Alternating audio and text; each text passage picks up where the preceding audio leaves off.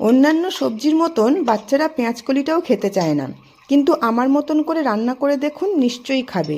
নমস্কার বন্ধুরা, আজ রান্না করছি পেঁয়াজকলি। পেঁয়াজকলি রান্না করতে গেলে প্রথমে কড়াইতে সাদা তেল দিয়ে আলুগুলো ভেজে নেব, এবং অবশ্যই প্রথমে ফুল ভাজবো না, হাফ ভাজবো আর লবণ দিয়ে ভাজবো, যাতে আলুর মধ্যে লবণটা ঢোকে।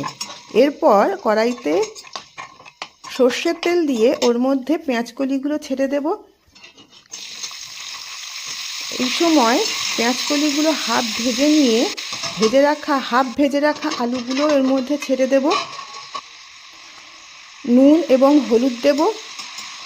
নুন এবং হলুদটা দিয়ে নাড়াচাড়া করে এরপর এটাকে ঢাকা দিয়ে রেখে দেব। ঢাকা তুলে দেখব বেশ অনেকটাই ভাজা হয়ে গেছে, তখন এর মধ্যে কয়েক টুকরো বেগুন ছেড়ে দেব। বেগুনটা দিয়ে আবার ঢাকা দিয়ে রেখে দেব, বেশ অনেকটাই ভেজে যাবে। এরপর একটুখানি লঙ্কার কুচি আর 1 চামচ পোস্ত দিয়ে ব্যাস নেড়ে চেড়ে কমপ্লিট আমাদের পেঁয়াজকলি ভাজা। এরপর আগে থেকেই ভেজে রাখা কয়েকটি বড়ি গুঁড়ো করে এর মধ্যে দিয়ে দেবো, যাতে এই বড়ির গুঁড়োগুলো বাচ্চাদের গালে লাগে আর বেশ মচমচে খেতে হয়।